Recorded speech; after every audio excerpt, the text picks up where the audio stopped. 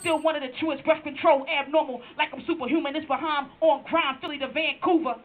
Kisses and hugs to everybody showing love to her. Who'd have thought ever all the struggle and pain endured? Peace. Peace, sis. How are you? All right, so Miss Rashaunda Lugrand, is that's how you say your name, right? Yes, Rashaunda Lugrand is correct. All right, Mama. I wanted to tell you, and I don't know, I might have told you this before, but back when I was planning a home birth for my first child, that's when I found you. And this was almost years ago now. And without you even knowing, your blog, when I first found you, the InTune Mother Project, but your notes on prenatal care, the disparities that exist within the healthcare system, that information is what pushed me into immersing myself into the home birth process. I learned as much as I could about, and I think I even asked you a question, and that your advice was learn as much as you can about home birth. And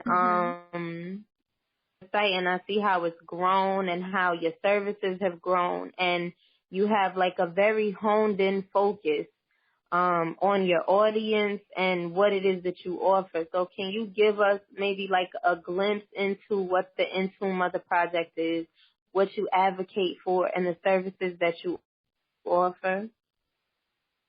All right. Like I'm over here, like my smile is so big because it's like I'm grateful, for one, and I really have been practicing moving in the element of gratitude because that's where this work started for me. It started as a point of gratitude because I knew that I wanted to have a home birth from the very beginning. Even before I had children, I knew that that was what I wanted to do. And, whether it sounds crazy or not, but my fear for hospital birth was not that I was going to be mistreated. My fear was that I was going to have a switch of my babies. And girl, I'm so serious. I was like, I don't want nobody else handling my baby. I didn't know all the ropes at that time. So I'm going to have my baby at home, so at least I know it's mine, and that was my premise. It wasn't from this holistic, organic space. It was truly because I wanted to make sure that it was my own baby. So it's happened. It's happened plenty of times, and so I did my research, and where I was at the time in Arizona, there were none. There was no like real information out there, So it just so happened because my background is in cosmetology and barber services. I had a client that was also pregnant around the same time I was. She was due a little bit earlier than me. And so she told me that the OB that I had was a cesarean happy. She was very impatient and all those good things. And so she ended up referring me to my midwife, who was awesome, and who immediately after I gave birth to my first son, I said, I think I could be a midwife. It was just like that because I felt like, okay, all this service that I got, it was totally organic. It was totally, what aligned with my lifestyle and what I wanted.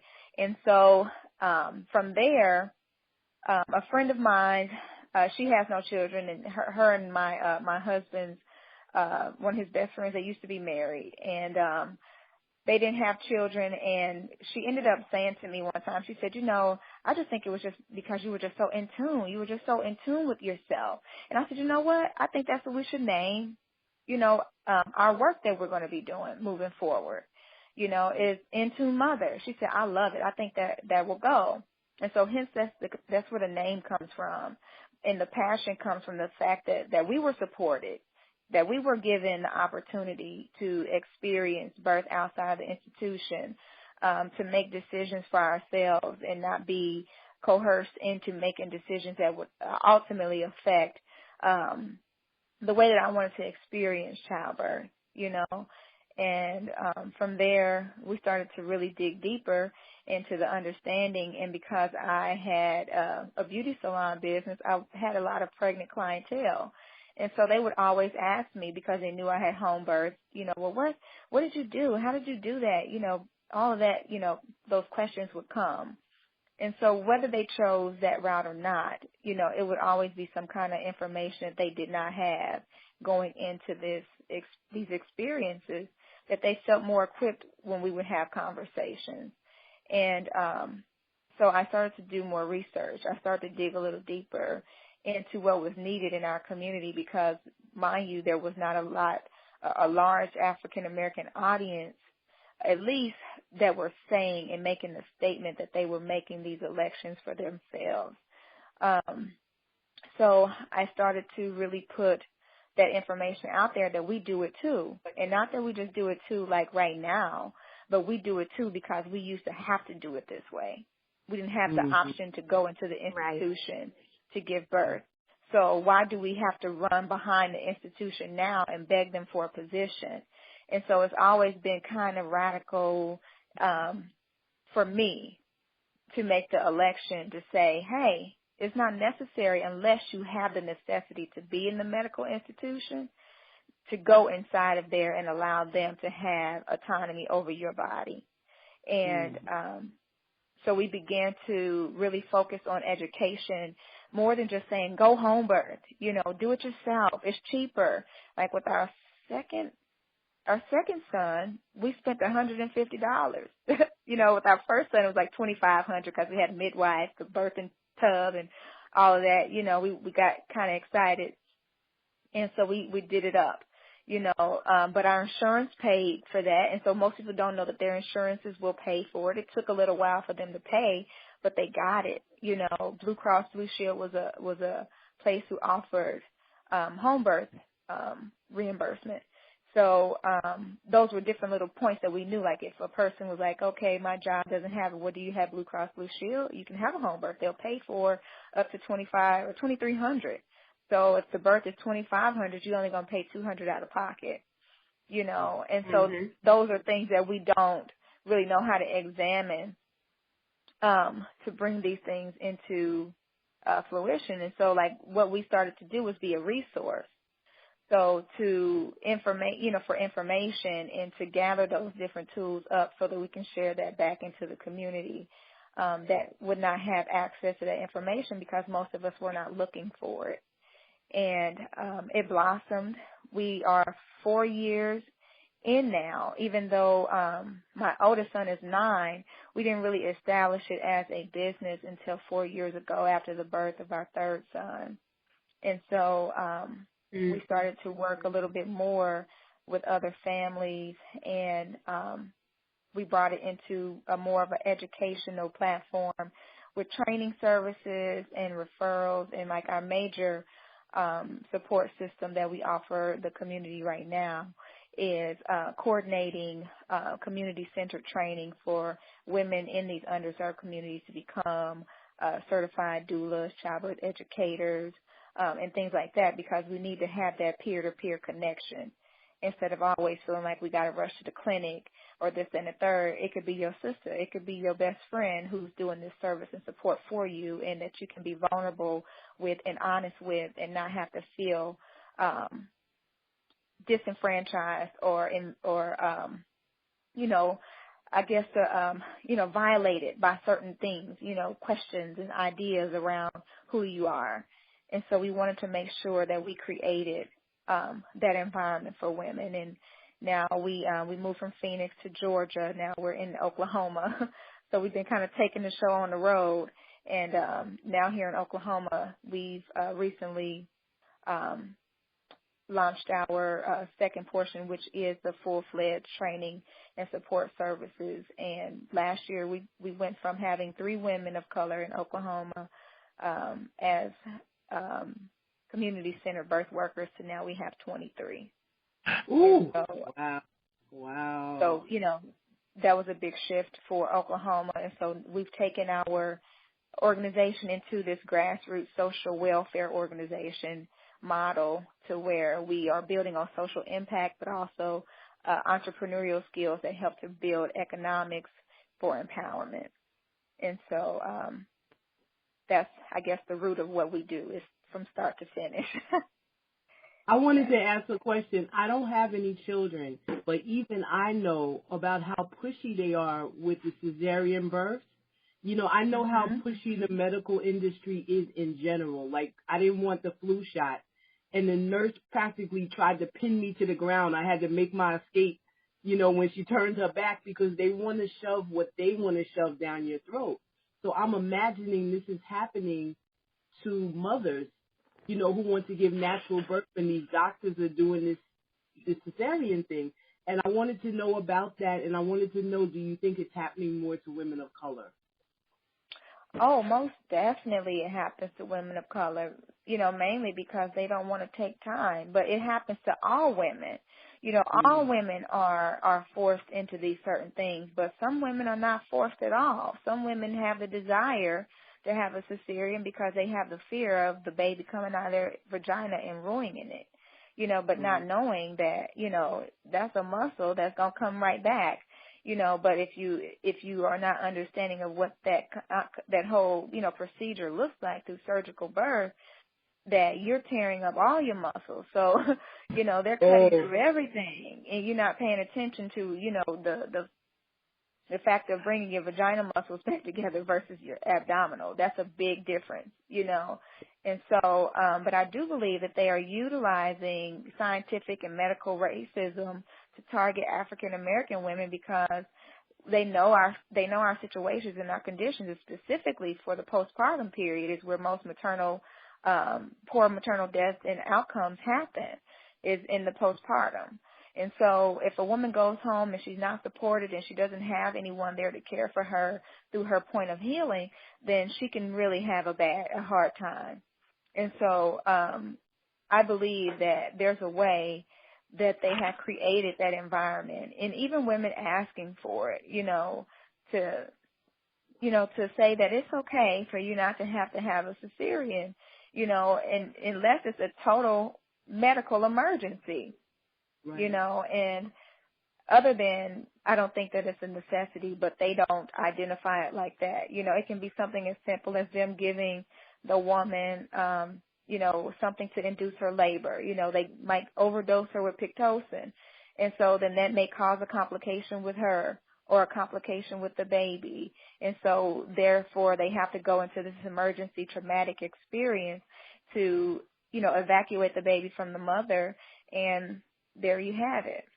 There's the necessity of having a cesarean, you know. So, but there's a lot of different things, even on a spiritual platform. I do believe that some people have those experiences as well because that just might be the way the baby called to come in, you know. So we can't always have a fight about everything. We have to kind of look at it from a double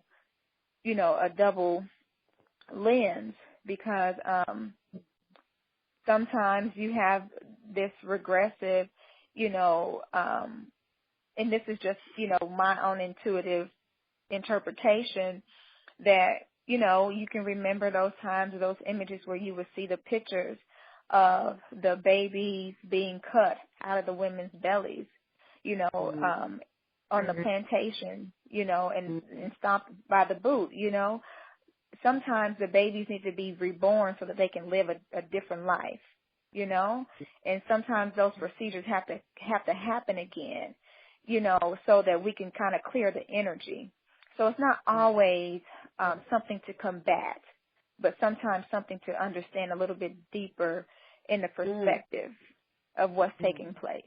Well, I kind of wanted to know, because that was one of the questions I was going to ask, because and what you said was important too, that most of our maternal deaths happen postpartum.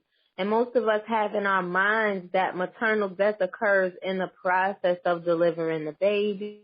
You know, the pain is too much for the woman to bear, so goes into a state of shock and just dies. Like, we don't really think about all the factors that affect why a mother might not make it once she delivers her child. And I know as Black women in America over the course of years, because most of our births were attended by midwives at one point in time. Prior to, say, 1950, early 50s, we had the majority of our births attended at home by a midwife from our community because we weren't allowed to give birth in hospitals. There was no need for us to give birth in hospitals. I see that a lot of us we are interested in returning to it, but there's a fear associated with the process. So what trends do you see really affecting that would encourage them to choose to have their babies at home, and what factors would prevent them from having their babies at home? Like if we continue to adopt the processed food lifestyle, if we are not taking care of our blood pressure, our diabetes, our health prior to getting pregnant, and then once we become pregnant, these issues are exacerbated, you know what I mean, just by virtue of us being pregnant. You know, so what do we need to be doing, like, right now to prepare ourselves for home birth? Because we can't just wake up one day and say, oh, I'm going to have my baby at home, and then just have the baby at home. Like, what do we need to do to prepare ourselves for that, to even start that process? Well, that's kind of I'm gonna kind of be quasi-experimental with my response because I just had an experience with a home birth client that wasn't the best experience, and it wasn't because she wasn't prepared. It was because she wasn't fully prepared, you know, and part of that I could say could be my own responsibility to her, but in part where my mind works is that if a woman desires this, because this was my mind, right, and my first childbirth, I desired what I wanted, and I focused on what I wanted. I did not come to the conflict point in my mind that it would not be possible. And so when we live in that valley of going back and forth, then sometimes what we live is manifested at the appropriate time so that we can see it. See that, like, I might be the girl who wants to grind my own wheat and make my own bread, but I'm not her. You know, my lip service may say one thing, but my subconscious mind is going to come back and it's going to tell me who I really am. And so I don't think that, like, I'm not an advocate to say everybody should be giving birth at home because of the factor of, you know, do you know what your pain tolerances are? You've never had an earthquake happening in your body. You've never had an egg cracking inside of your body giving birth to a whole nother human being. So that's a different experience. And that's nothing that you can get out of a textbook. That's nothing that you can get from a class. Even though, like, you know, we could do extra breathing exercise. We could do extra visualizations. We can do all these different things. But if you are not centered in the experience happening for you, then I can't give you that. And no birth team can give a woman that. She has to take that place on her own. But I do believe that having the right birth team in place can do that. And you have to know the individuals who are supporting you and who are giving you the service, that they can make sure that you are maintained in your space, that you are safe, you know, and to really have a point of management of your expectations, you know, and making sure that what you want is what you focus on.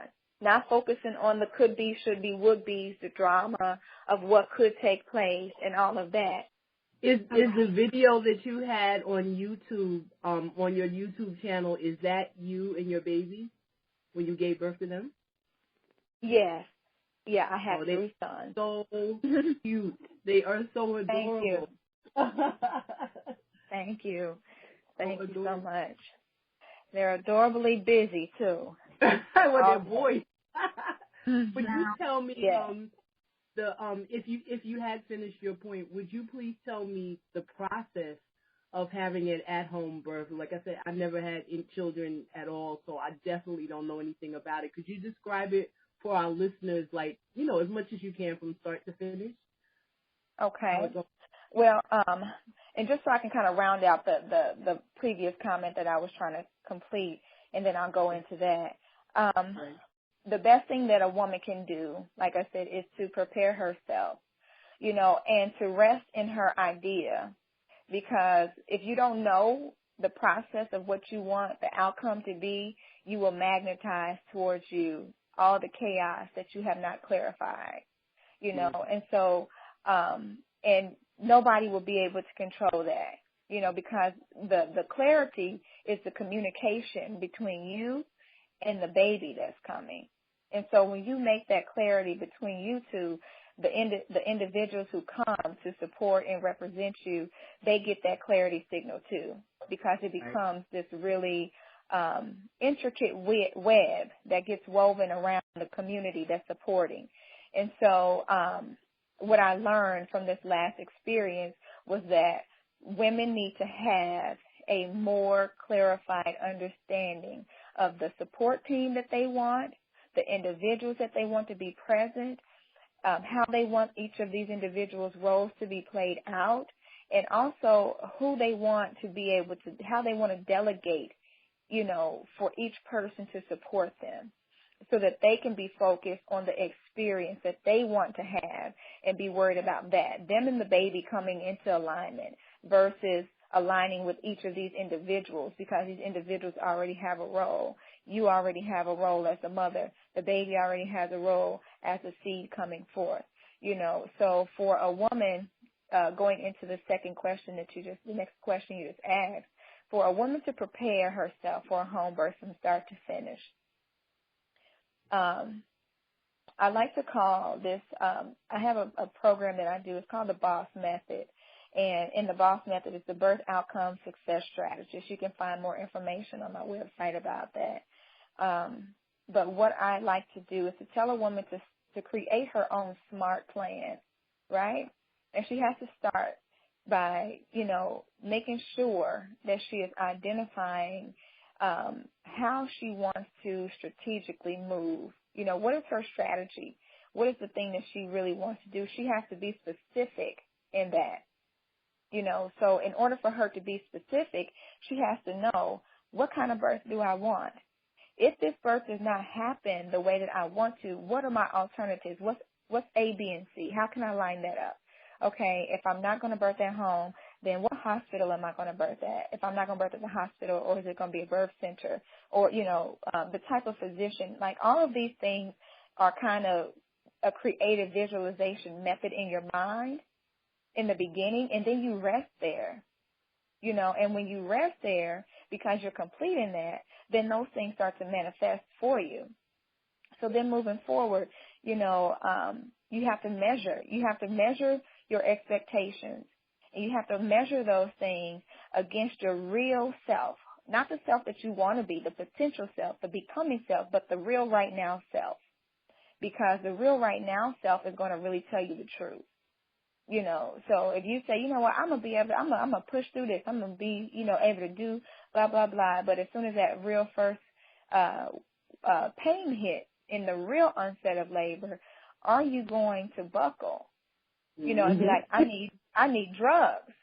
You know, I need something else, because this ain't what I signed up for. You know, because it looks beautiful. And it is beautiful.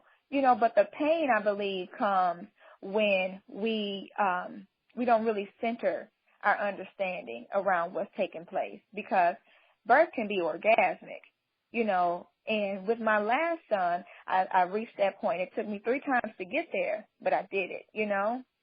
Yeah. And for a woman to experience the heightened space of what it means to give birth to her baby, and with liberty and with you know, with attunement to the process, that's a really deep point of measurement, because she has made herself be clear in what it is that she expected, and she was specific, and her specifics measured up, you know. So then when we go into, you know, the A, so we went from the SM, so it's the SMART method, specific, measurable, you know, achievable. So how do we achieve these things? How do we achieve the legitimate experience that we want to have? You know, who are the people that we need to be connected to make sure that this happens? The first person that you need to be connected to is yourself. It all leads back to you as the mother. because you're the only one going to be giving birth. It's not your partner. It's not your midwife. It's not your doula. It's not your lactation consultant, your encapsulator. It's not your pediatrician, your dentist. Those are people that are in the process when you're done. They may be there in the interim of the experience, but really it has to be into what are you able to attain? What are you able to latch on to? Where are the ancestors that are in your memory, in your DNA that did this before you that will tell you that you can make it through? You know? Right. So then you go into the R, which is reliability. You know, it's like, how reliable can you be on yourself?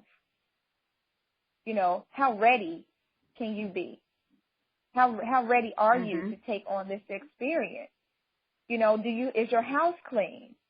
You know, is your house a clean environment to give birth to a baby? You know, people get scared to go to the hospital because it's full of germs. You know, but if you've got, you know, creatures, you know, running around in your house, it might be bad. Right. It might not be the same place to give birth to a baby. So, you know, being sanitized, you know, getting your place sanitized and prepared, you know, making sure that you don't got a whole bunch of clutter. Because, I mean, you know, your environment is going to be where the baby's going to come back to anyway. So you might as well start preparing and decluttering and doing all those different things to get that into a nesting space, you know, so that you can be comfortable. So you don't have to worry about kicking over laundry baskets and stuff after the baby comes during the postpartum period or even during the labor when you're moving around, you know, and having your house out of order. So it's about, you know, getting everything ready. You know, you have to be prepared for the process. And all of that even starts with the beginning of being specific. You know, do I want my house to be clean when my baby comes home? Do I want all my baby's things put away nice and neatly and having the room and the space, even if I live in a one-bedroom apartment? If I live in a studio, what area is it going to be where my baby is coming home to? Yeah. You know? And so how do I make sure that I facilitate for that? And then, two, is timely. Am I 36 weeks in trying to do this, or am I 16 weeks? You know, and so then at 36 weeks, I'm rushing, trying to figure out, you know, I'm 36 weeks. I can do any day now, but I'm having this home birth. If you have not really already put that all in motion, 36 weeks, you probably could do it. You know, and I'm sure any woman could do it, but she needs to be prepared because there are points where the outcomes can be tragic if you are not prepared. You know, so ordering the birth kit at like 28 weeks, you know, or putting together your own. Some women can just do it on their own, you know, and get all the different tools and stuff that you need. Connect to the birthing community that does what you want to do. You know, whether it's a birth center, if you don't have a birth center where you live, you know, maybe contact the midwives. And I know that can be hard, especially if you don't have midwives of color, you know, and because some midwives that are still within that community outside of women of color, they can be very, very coarse, you know, and they only want to serve their own community, especially our community who does not have the economic front to do that, to birth that away, you know, so because they don't accept Medicaid, because they don't accept state insurance, you know, a lot of times we get left out. So you have to make sure that you find those individuals in your community who can support you. Even if you make a decision to do a free birth or an unassisted or independent birth, you need to still put your game hat on and do the research. You know, do the research. And I'm not saying do the research like you got to go and have this whole anatomy book and all that stuff. You might want to, you know, just if you want to dig a little deeper in the understanding of what's taking place. But women who are in the bush, they in the bush, and they're having babies in the bush. You understand what I'm saying? Right. It's not that you can give anybody a toolkit to do this because physiologically birth happens the same way, meaning that the baby's going to come out the vagina. The baby ain't going to never come out of your belly button, out of your nose, out of your you know, your anus. That's not going to happen. It's going to always come and travel out of that vagina. But there are certain tools that we need to know, and how to instinctively pull our bodies back into alignment to make sure that we do that safely. And not just for our own bodies, but for our babies that are coming forth too. You know, and it's like, it's a crap game. You know, especially if you are not medically trained to facilitate for it. You are making this decision strictly based off of your spiritual inclination and power to really harness that feminine energy to give birth. And it's not a hard thing to do. What about women who do? I'm sorry, go ahead. No, it just takes time and commitment to yourself. Right. Now, you said that kind of made me shift my thinking.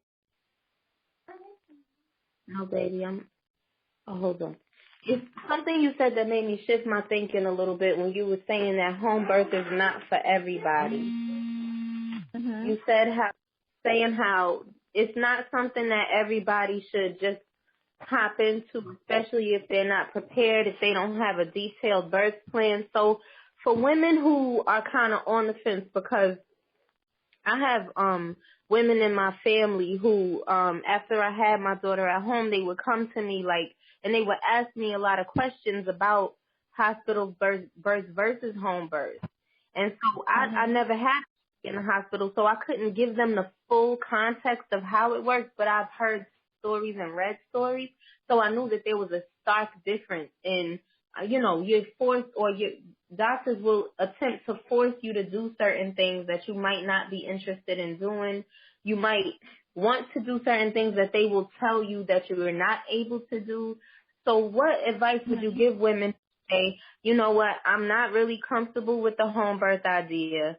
I do think that a hospital birth is good for me, but I want to labor standing up. I want to labor walking around. I want to have food and drink with me, during labor. I don't really want to vaccinate, or, I want to delay vaccinations. Like, how do you encourage them to communicate with their doctors? Do they take a detailed birth plan with them to give to the doctor ahead of time so there are no questions later? Like, how would you, who's saying, I don't want to do home birth, I think I might want to do a hospital birth, how does she navigate that territory?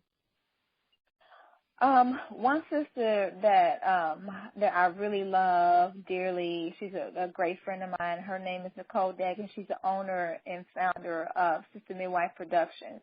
She does this great teaching called the Birth Plan Myth, right? And I'm also I'm certified through her organization as a birth sister. So, I really love her approach because she does have a long history in the hospital experience. And so what she taught in that is that you need to find out what the hospital's protocols are. And if you plan to give a birth plan, don't walk into the birth with the birth plan the day you get ready to give birth. You need to be having this conversation head on with your physician and with his team, so that they can become familiar with what your expectations are. And if they are willing to give you these things based upon their own protocol, and if they're not, then you need to make sure that you can prepare yourself for the desire to birth with them, to have at least some of those things that you may be hardcore about getting done, not being facilitated for, or either making sure that you do your due diligence to even get a different practitioner. Do your shopping. Figure out who these people are before you make them, your elect. And I know that can be hard, specifically for women who have state insurance, to just be switching it up like that, because I think sometimes they only let you get two times to switch. And so, you can make these decisions a little differently when you are aware of the protocol of that institution that you choose to birth with. And then find those institutions that are registered as birth friendly, mother-baby friendly, because the mother-baby friendly hospitals generally have a softer approach than those institutions who do not. They have a registry for that? Wait, say that again. It's mother-baby friendly hospitals. So there's a a certification that hospitals have to go through, and it's a long, lengthy process for them to get this type of, label or accreditation for their institutions to become mother-baby friendly. And so if you find one of those institutions, then you're more likely to get the physiological process that is stated through this organization called ACOG. American, let me see, I'm going to try to look it up real quick because I don't quite remember. Let's see, ACOG.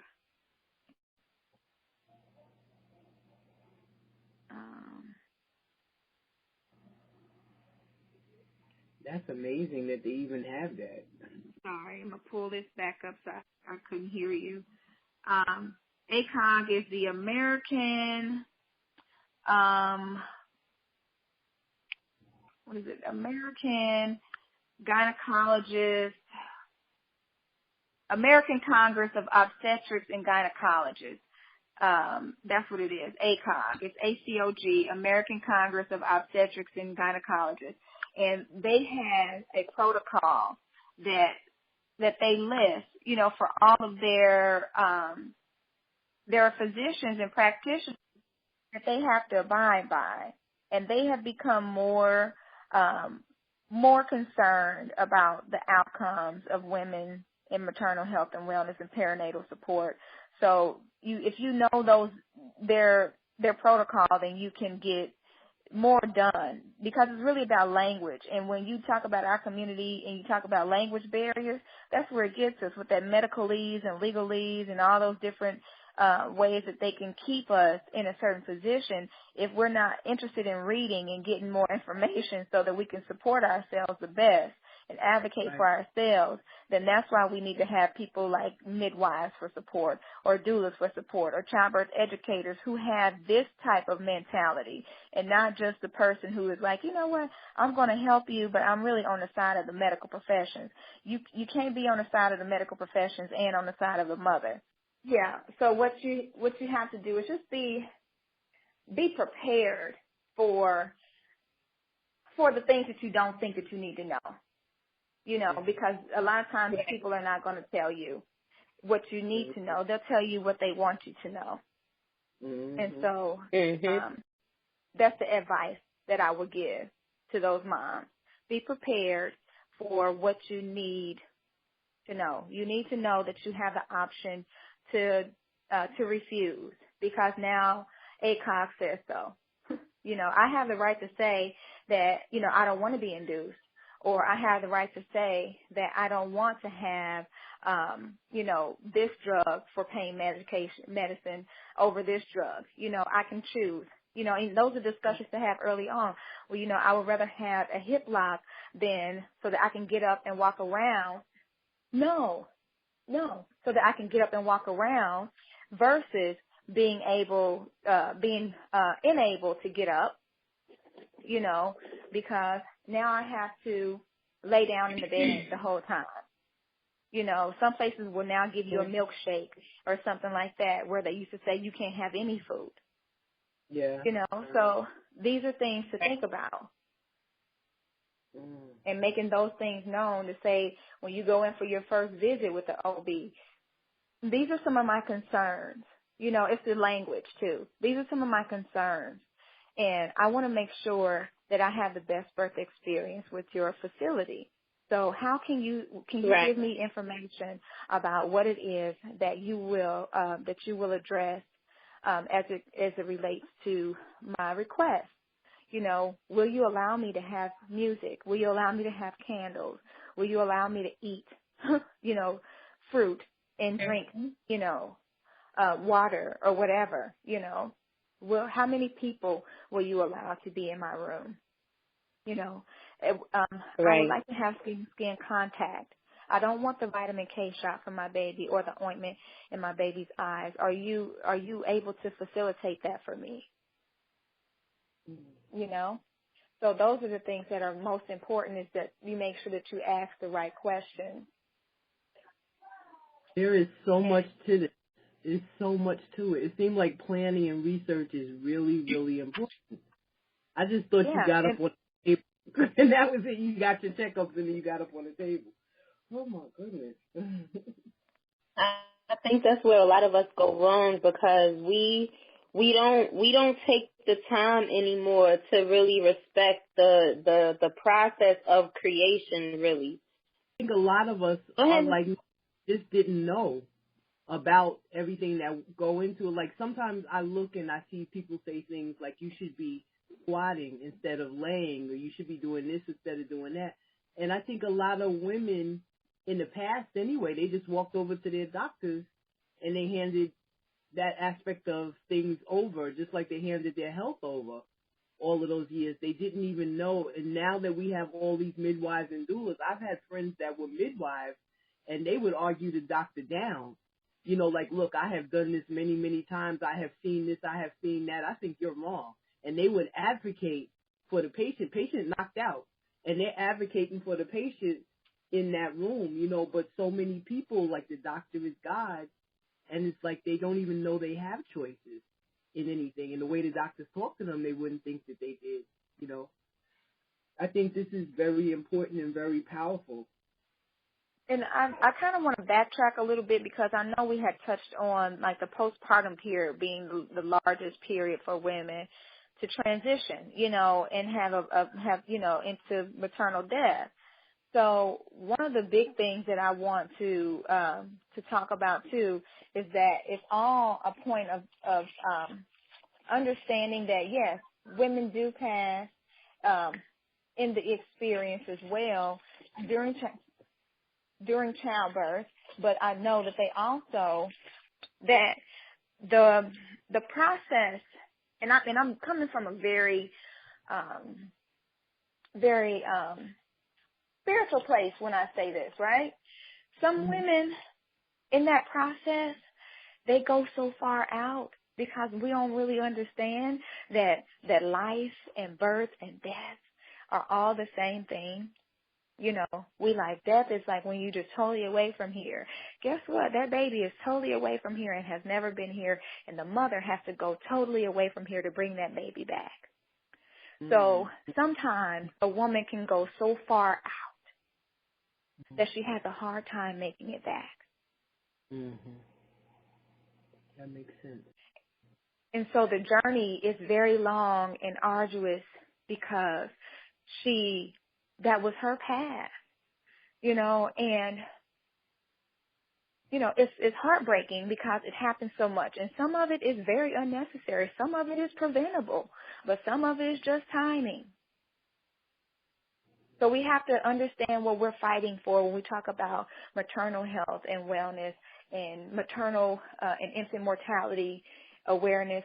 When we're fighting for the right for women to be cared for justly, that's one thing, okay? But when we're fighting for the life of women in the way that continues to just fight, it's not about love, you know? It's not about sustainability or thriving, then that's peril. You know, that's despair on its own. So when we continue to talk about 29% of the women in the world die from maternal death, okay, you know, in U.S. or whatever. Okay, so what about the other 71%? What are they doing to sustain? Let's look at those numbers and then see what those numbers are saying so that we can help this other 29. You know, and that's just a number I'm throwing out. You can check that, the data and the information on your own. But we have to learn how to, you know, move it around a little bit different. I had a woman tell me once how she would talk to her younger daughters about having sex, you know, and they talk about, well, everybody is doing it. And she hit her with the statistics, you know, 51%, you know, are not. So do you want to be 51 or 49? You know, so there are more that are not having this outcome. So we have to be careful about the neurolinguistic programming that they're doing by speaking these certain things into our community that continues to leave us in a mind frame of peril. So when we start to think differently, then we'll have different outcomes because our minds are powerful enough to shift the demographic. Thank you. Right.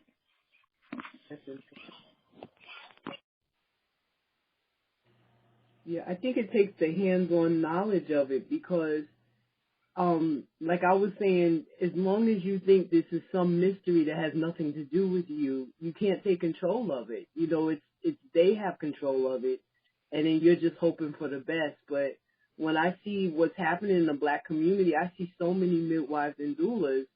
It's like we're taking it back. You know, we're taking it back, and like a lot of mothers was like, "You can do this. You can do this. You can have this baby."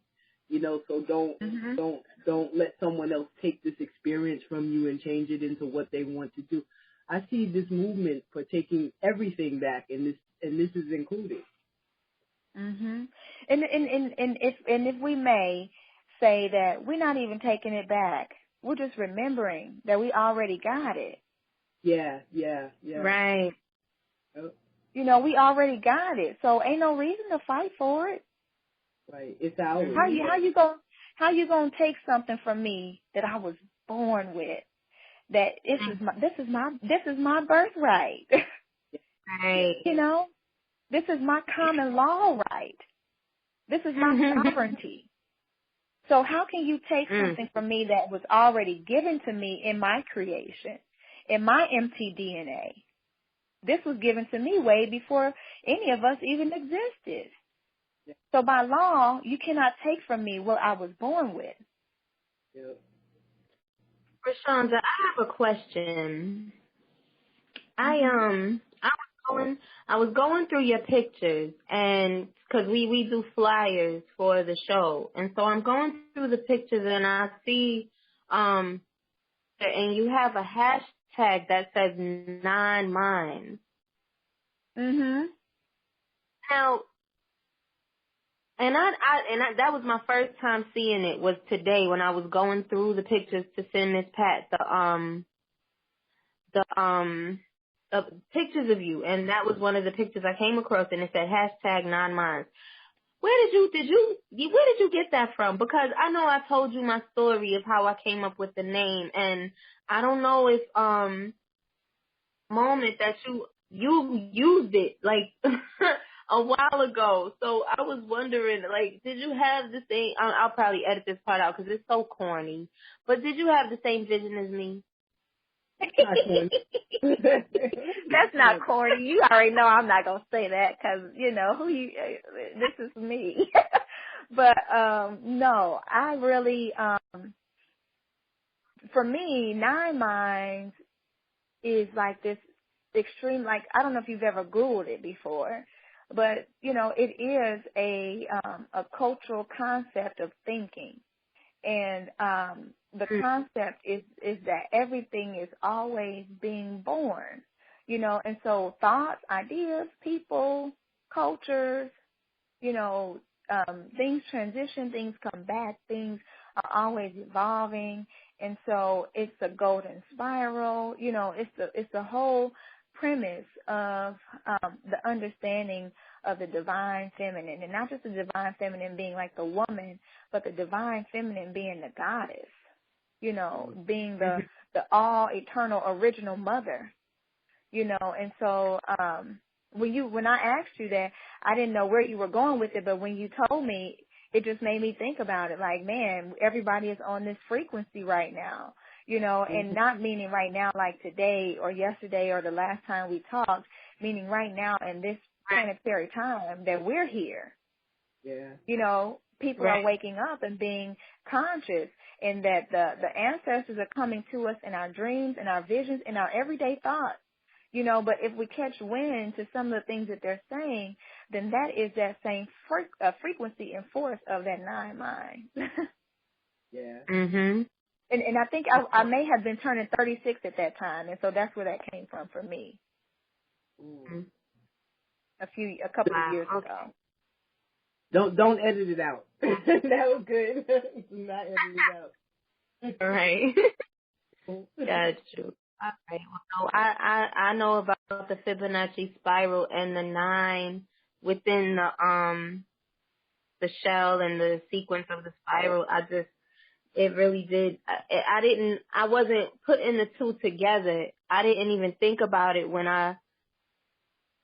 these 9 women in a circle. I wasn't thinking Fibonacci. I was so thrown off at what was happening in the moment. You know, it floored me. So I was like, I'm never letting that go. That's gonna stay with me for the rest of my life. So Yeah, because that's your archetype. You know, that's your matriarchal symbol.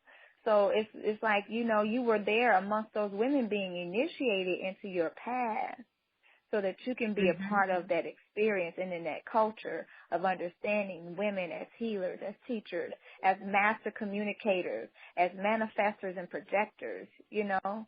So it fits very well, you know, for what it is that you're doing. And take this to your room and share, okay? So it makes plenty sense. Yeah. yeah, thank you. Well, my parting words are: you are here now, be here now, and we just gave birth in our homes with this conversation, and hopefully you witnessed that majesty as well if you're listening. And Rashaunda Lugrand, can you please tell everybody where to find you online, your links to your website, and also an overview of services that you offer outside of Oklahoma, like how can people get you if I wanted to have you come to North Carolina or even remotely deal with me online from Oklahoma? How do we go about taking you up on your services? Definitely. Online, you can find me. My website is timcenter.org, and that's TIMCENTER.org. And Tim Center is the acronym for the InTune Mother Center. So, and I'll give you just a little background before I go into the other parts with the word Tim. I don't know if you know about the story of Timothy in the Christian Bible. There's a young man named Timothy. And Timothy he needed to see. You know, he needed to see, and he asked for the Christ to show him his hands, like, okay, who are you? You know, I need to know that that's you for real. You know, and so he showed him. But people don't want to be shown. You know, people don't ask. And so I tied that together later on, like, man, we don't ask, so that's why we don't know. You know, we don't know if it's real or the truth or the person or the, you know, the period in time or the whatever, because we're afraid to ask, because we look at everybody else as majesty other than ourselves, you know. And so if you want to get, you know, deeper into the work that we do, we are totally open to travel. You can find us on the website. It's the contact page there as well. You can always find me on Instagram, and my handle for Instagram is _InTune_mother. You can also find me on Twitter at InTune_mother79. And on Facebook, you can go to our fan page and you can find me there. It's facebook.com/InTuneMother. And we also homeschool as well, so there's links on our website to find that information. And we offer virtual support for families who are looking to get into creative styles of homeschooling. We are unschoolers, but we do have a little bit of structure, and because we follow, you know, kind of the lead of what our children want to learn. So that's kind of how we build around our context. So if anyone is interested in learning more about our organization and how we move from home birth to homeschool, that's our nation building code. We teach on the principles of conscious conception, because our idea with conscious conception is that we can eradicate the necessity for abortion if we could create an environment where unplanned pregnancy becomes planned. And so we deal a lot with that concept of being able to really consciously make the decision to come into parenthood versus the alternative, and also the alternative method for birth control. and we use all of those tools within that. We deal a lot with conscious birth, as you've heard some of the terms that we how we play within that field. And conscious parenting is our homeschool platform. So we try to create that whole spectrum so that we can continue to nation build and really help the community to thrive in that way. And so all of our information is pretty much found on our website. Any way you want to contact us is there. And we would love to travel. We do lectures and workshops and things like that. So if that's something you're interested in, you can get at me there. And that's pretty much it. Can I ask you just one question before we go? Can I ask you just one question? Did you know you were spiritual when you were young?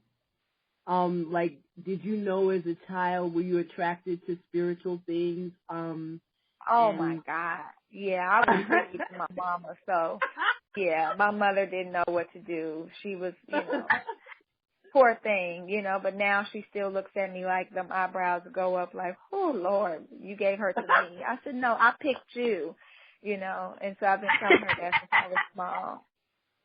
You didn't pick me. I picked you. I knew you needed me. So, yeah. And my children are the same way. They say things, and for me, it's like, oh, look at that. I was the same way when I was a child. And my husband's like, yeah, just weird, So it's like, hey, but you got me though, right? So, yeah, it's always been this way. I've always been into mysticism and all of that kind of stuff, so it works. I love it. And, all of us are the weird one, you know that. So I love to be around other people because I'm like, okay, you went through the same thing I did. Yes. Thank you so much for being with us. We really appreciate it. Thank you. Oh, wow. Thank you so much for having me.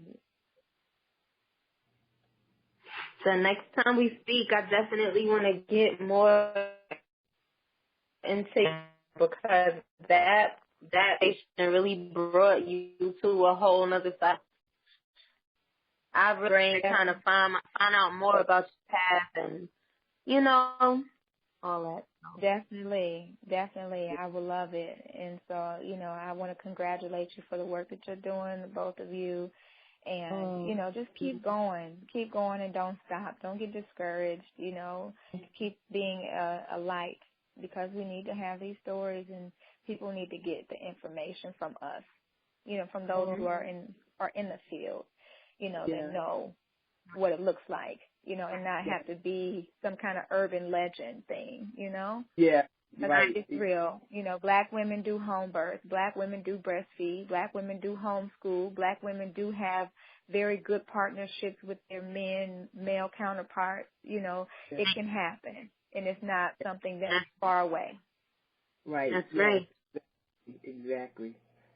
Yep, because the opposite is all over everywhere. Even we as Black women perpetuate these lies about ourselves within our community.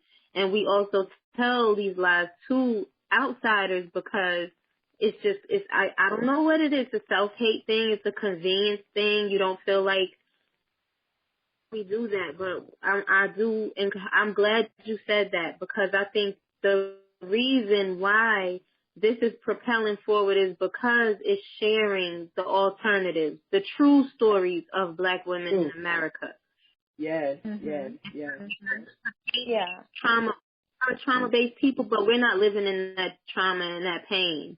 We are actively working to claim and call on our own birthright. So, right. Yeah, because it's really a big deal because we can't even be identified as the alternative. The alternative is the medical model. We are the standard. Thank you. And so when we start to understand that we are the standard, it makes a difference. So the medical model is the alternative for those who need it and for those who request it. And so for those who request this model, guess what? It's available to you. It's available to everybody who seeks it because what you seek is also seeking you. So it's not something that is just only set up for white women. you know, for women with money. It's set up for women who desire to have what they want. Yes, So, right. Just you know, a minute again, ago, I like Lisa thank said, you. that's all we had. That's all we had. So thank you so much. And the same to you. Don't ever stop. Don't ever stop. Don't ever get discouraged. Keep Definitely. This has given me some fire, some flame today. So I really appreciate you, ladies.